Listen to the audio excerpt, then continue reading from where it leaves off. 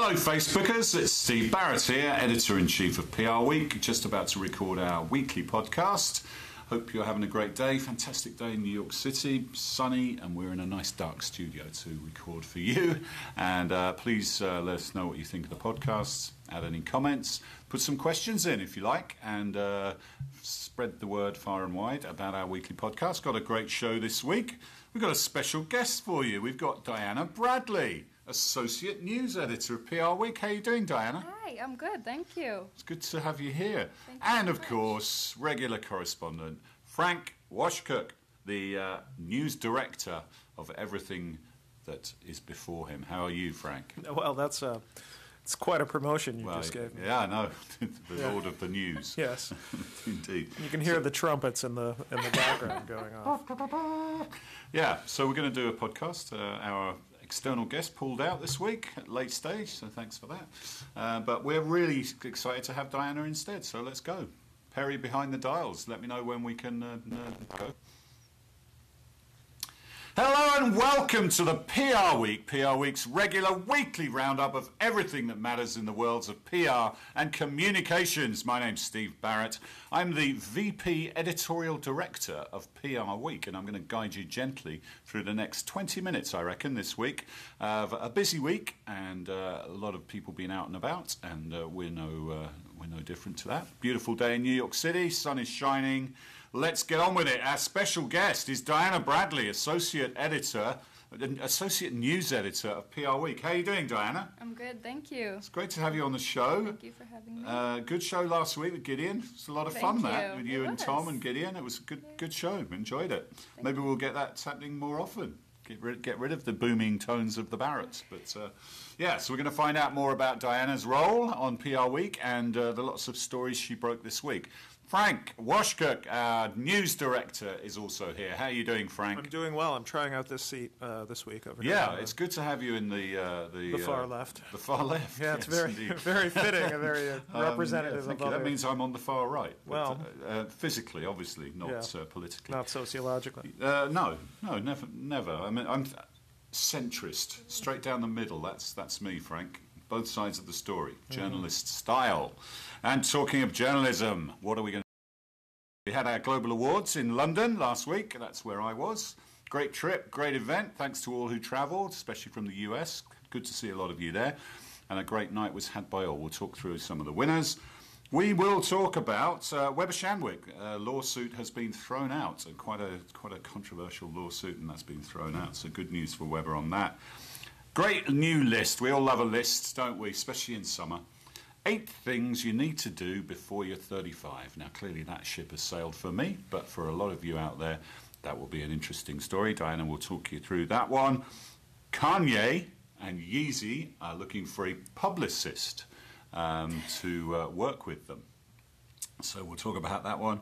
And CIA has been a fruitful hunting ground for Edelman. They've just hired a senior person from there. So interesting stuff.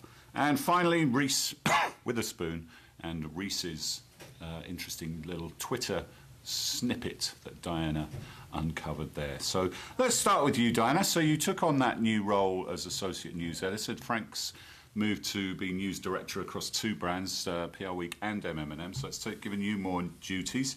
Talk us through what that means and you know, how much more editing you're doing and what it's meant from a day-to-day for you. Sure. My main role is still writing, I would say. I'm assigning more stories at the moment for other reporters, Thomas and Sean. And so Frank is supposed to leave for the day at 3:30. That rarely happens. But That's usually true. in the afternoon I'll help out with some editing once he's gone. So. And in the morning a lot more often, I would point out. Yeah, Frank's got dual Shipping duties, and he also rises with the lark to put together the PRWeek breakfast briefing, one of the most popular products we do. So he works hard on that, and he leaves. Well, he's supposed to leave early, but and he does a little bit early. And so Diana's taking on more editing duties there throughout the day, so that's good to see. But she's still breaking lots of stories, and that's also good to see. And just taking more of the managerial role over the team. So, and you met Thomas Moore, our new senior reporter, last week on the podcast. He's made a good start and hit the ground running. So I hope you'll interact with Diana, send stories over to her, and with Thomas, and see them out and about at events, etc. Invite them to your events, or just come have a coffee, come and see us. We'd love to see you. As I mentioned, I was in London last week for the Global Awards. They've become a bit of a fixture there. They've been there the last 3 years, and it's a good event. Get people coming from all over the world, especially this year because we had new categories for the best campaigns in Asia and Latin America and the Middle East and Africa, which encouraged more people to enter, and we got some people in the room from those parts of the world, which was good. Made it a real, genuine global celebration, as well as lots of people from the UK and the US and Europe as well, which was good. It was good fun. The campaign of the year was won by MasterCard with their Girls for Tech activation, which is really timely and a great piece of work, and great to celebrate that. In terms of Agency of the Year, Edelman was highly commended, but the winner, once again, was Weber Shandwick. So that's 4 years in a row in the US and globally for Weber Shandwick. An amazing achievement, and congratulations to Andy Polanski and his team. Andy was there to pick up the trophy along with some of his other team members. And PR Pro of the Year in the agency side was Ama Hines from Tex 100. So congrats to Ama. Great tribute to a great PR Pro, and Ama was there also to pick up the prize. So thanks to all for coming. It was a great night, and you can see all the winners on the website, either at PRWeekGlobalAwards.com or on PRWeek.com. So moving on. Let's talk about this Weber lawsuit. Who's going to take this one? Is this Frank or I'm happy to talk about it. Yeah, Frank, talk us through it. It was a curious story, wasn't it? It's been rumbling along for a few months. Yeah, essentially this was a harassment suit between two online personalities and comedians, and Weber was wrapped up in it because the defendant in this case was a Weber Shandwick employee who was allegedly creating some of this offensive, to the plaintiff anyway, content at a Weber studio, and thus the lawsuit alleged that the company was responsible for some of the stuff he was making and the harassment campaign that resulted as part of it. The judge very clearly threw it out of court last week and did so with prejudice, which means they can't the plaintiff can't refile the suit in New York State. Yeah, Diana, the judge's comments were pretty unequivocal, weren't they? He was not particularly impressed with the case being put before him, was he? No, Justice Charles Ramos said, "What actions did they take?" And he was just confused Talking about Weber there. Yes, sorry, and he was just saying, just because somebody used their equipment, they were brought into this, and he kind of I think he even interrupted the Uzonian's, who's the guy who filed the case, his attorney, and said, "Your motion to dismiss the complaint with prejudice is granted." So there's a great quote from the lawyer Jordan Greenberger, who was the attorney for Alexios Kokonos. I hope I'm pronouncing that right. Who was one of the defendants, one of the defendants in this case, who said the complaint was like a one-legged dog. There was nothing to stand on. Yes.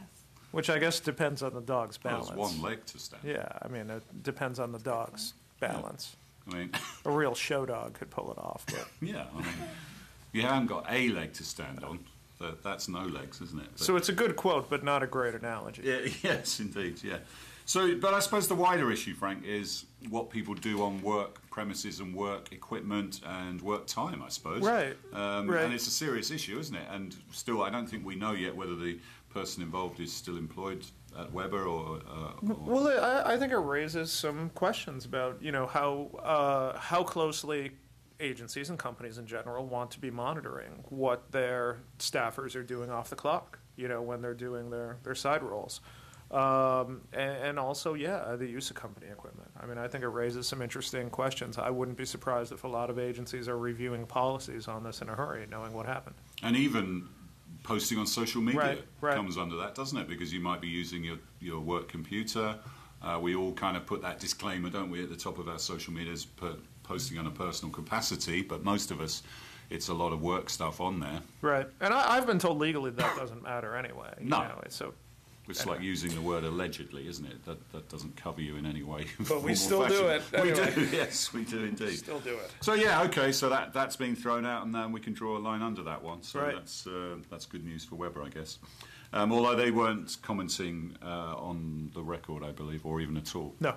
Okay. Except early in the case to say they were going to vigorously defend themselves. Yeah, which they did, and sounds like with good reason. Okay, Diana, tell us about 8 things we should do before we're 35.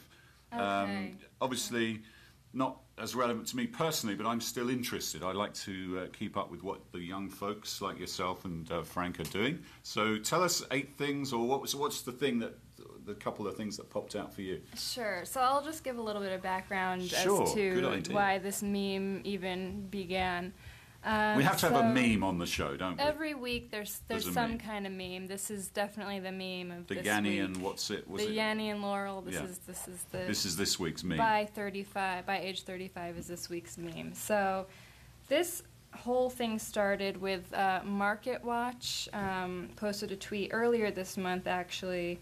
It was linking to kind of an overly optimistic article about how your finances should shape up in your 30s. But they tweeted it with the text, by 35, you should have twice your salary saved, according to retirement experts. So a lot of people saw this tweet, and it did not go down well. And Because they're still paying off their loans, aren't yeah, they? Education it's not very loans. realistic. These days, till These your days. 40s even. Yeah, so, brands took note. A lot of people, just, general people on Twitter were tweeting about it. Brands saw this, and so I'll give you some of the advice they gave to people by the time they're 35. So DiGiorno said, by age 35, you should have forgotten how many pizzas you've consumed because the number is too high to count, and you have better things to do, like preheat the oven and eat another pizza. Also, Twitter should have never given us 280 No, characters. That was a I'm with them mistake. on that. Yeah, that bit I agree with, yeah, for sure. Nesquik USA said, by age 35, you should have mastered your chocolate to milk ratio. Denny said... Hang on, what is the appropriate chocolate to milk ratio? They didn't tell us. So I don't know. But they had 280 characters. I guess you have to go to they didn't take Nesquik.com to find out Yes. if you really want to. Denny said by age 35, you should have your weight in to-go boxes in the fridge. Okay. Chipotle said you should have eaten at least 2 times your weight in guac. Why are all these from like quick service restaurants? Why are they the ones who've weighed in on this? They're one? always the ones who Are they? weigh in. They're I the feel ones like I they're- probably have done that in guac.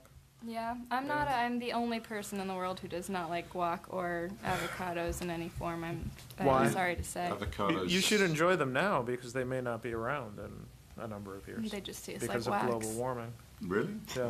So we've got a guac. Good shortage. riddance. Well, there's an issue that they may not be growable in the same flavor. So we have a guacamole in the guacamole stocks.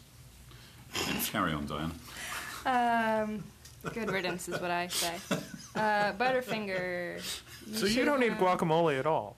No, I'm not a fan. No. Diana, when I've you lived tried in it, the of UK, course. did you not have avocado and Marmite on toast? Was that not a thing?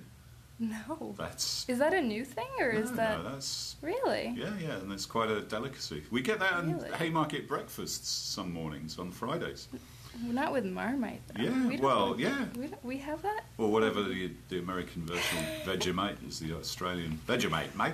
The I Australian don't know version. what our version of that is, but anything relating to It's very avocado heavy. I know what you plant. mean. Guac is And it has to be just the right Yeah, no, ripeness, and I You don't, see, maybe we're I've just talking about never- their product, Diana. They've got us Yeah. talking about their product. Yes, So it's I- worked, hasn't it? It has. And it's not even guac o'clock. It's not. What is guac? It's o'clock? not. It's all the time. All the time. Every Okay. time is Not for Anyway. me. Butterfinger. Sorry, I'm just. Are Gonna we doing keep, all Am I these? reading all of these? No, I'll read one more. Which one is your favorite? Yeah, come on, Diana. Oh God, I don't know. Ruffling your papers. Let's see here. There's a bit about Comedy the there's a Central. bit about the Oregon wildfire. Yeah, was Comedy a Central lot of did fun nice for everybody. Newsy spin on this. They said, by age 35, you should have saved up enough money to pay for that forest you burned down. And then they did a screenshot of a New York Post headline that said, teen ordered to pay $36 million for wow. starting Oregon wildfire. Wow. So there you go. That's So it's actually one other generation-related factoid while we're on the subject. Generation Z is now the largest generation. There are more people in that generation than any other. So that is significant from a marketing and communications point of view, because obviously that group is going to be incredibly important now and moving forwards. So the first generation of Gen Z people have reached 18, I think. I think that's what that means, but I might be wrong. So yeah, interesting stuff. Yeah. I mean, they can't be worse than millennials, can they? Well, Frank, that's a subject for another podcast, isn't it? I wonder Millennials if versus they're Zs. I wonder if they're gonna like avocados as much. That's the big question. Well, they won't But know what hopefully- they are because because of the guacamole. And Yeah, The guacamole. they'll miss out. Yeah. but hopefully they won't be as obsessed with guacamole toast and avocado toast. And Let's move on to Kanye. We could talk Not about Kanye, that. it's Kanye and Yeezy. He's looking for a publicist, Diana. A story you broke, I believe. Yes. Yes, another one. Sure, yep. Another one. Anyway. Talk us through it. Why does he need a publicist and what's he looking for? What sort of publicist? Publicist is he looking Publicist. for? He is looking for an in-house publicist to handle all PR matters relating to himself as a public figure and for the Yeezy brand, which includes Adidas-backed sneakers, apparel, and a newly launched architecture arm. Cool. Basically, they had posted. Kanye's team had posted on LinkedIn about this, I think about a week ago. And the post just says it's a full-time role in LA. Certainly is a full-time role, isn't it? It sure is. They're looking for somebody who has global experience with exposure to Asian and European markets. And basically nobody with less than 10 years of PR experience. Frank, let me ask you a question on that. Yes. He got Adidas. we say Adidas, but Okay. I'm partial to the Adidas. Potato. Let's call the whole thing off. No. Adidas got some criticism, didn't they, when Kanye came out with his crass statement about slavery, Right. about not weighing in, strongly enough and condemning what he said. What was your take on that and a brand and how they can deal with a celebrity that sometimes goes off message, but is clearly a great opinion leader and opinion former for their products? I mean, this publicist is going to have to face that job, those decisions every day, aren't they? Yeah, I mean, I probably wasn't the only person that thought the Adidas CEO was kind of unprepared for that question when I read through it. Look, if you're working with tempestuous artists, I mean, you have to be prepared for this sort of thing. Sure. Yeah, I mean, he didn't have the best statement on it, that's for sure. No. Okay, so that person, whoever it is, will have to deal with that and have to be an experienced and calm, cool head. Based on the reaction from PR people on Twitter just to our story, it seems like not many people are up for this challenge. Take the job. No. So, yeah. Would they take the White House press secretary job, though? We've got Sean Spicer's book coming out now, just to reawaken the interest in that. Again, story for another show.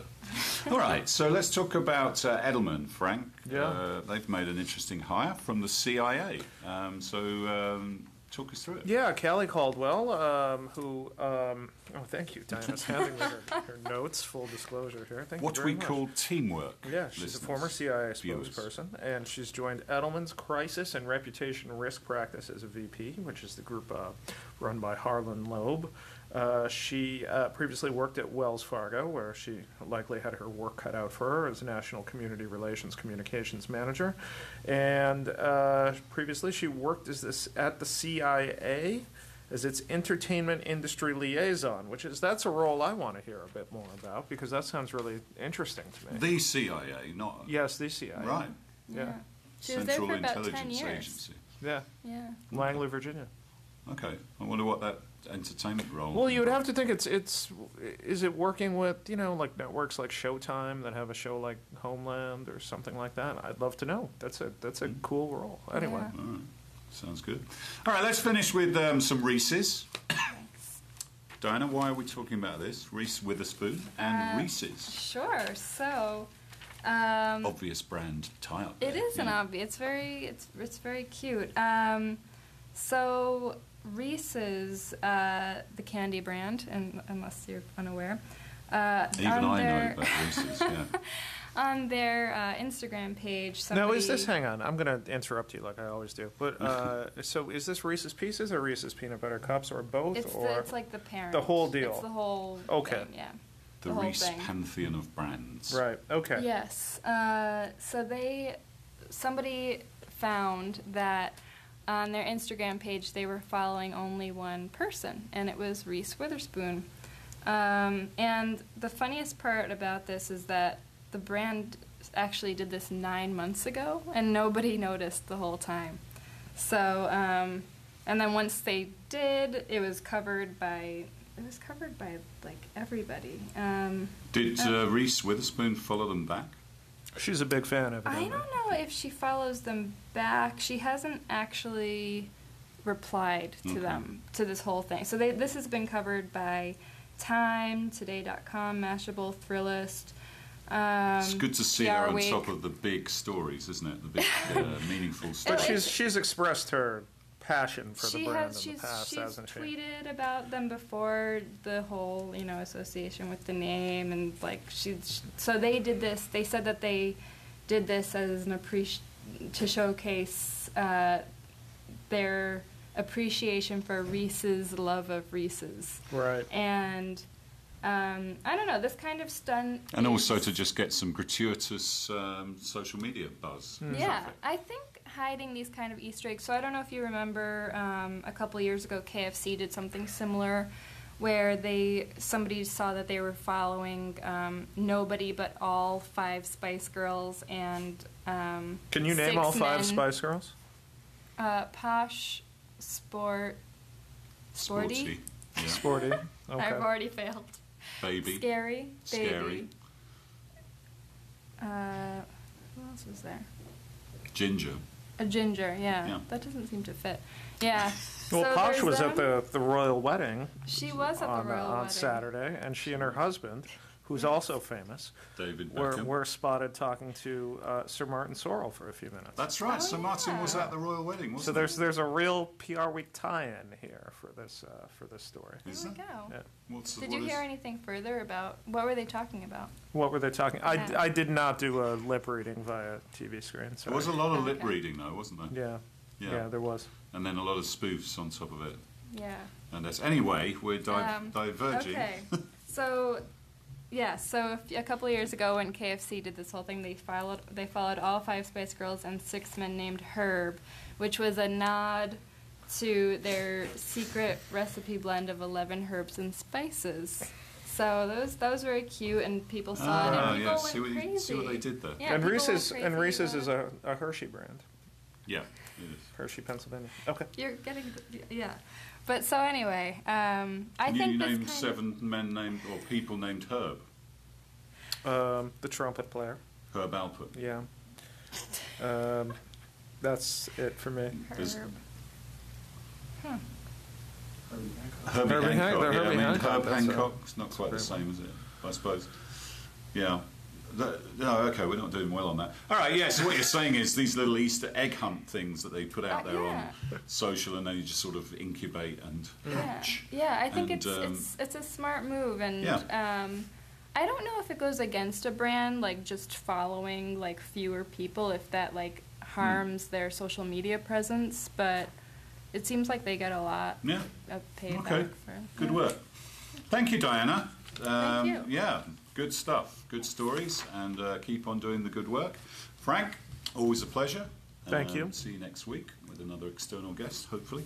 Yeah, that's all we got time for. With just a couple of housekeeping announcements. It's the PRWeek Hall of Fame on June the 6th. That's 2 weeks yesterday, I believe, in New York City. Great celebration of women in PR, and we hope you can join us for that. Check out the website to see details. It's our big annual conference in Chicago this year, 18th of October.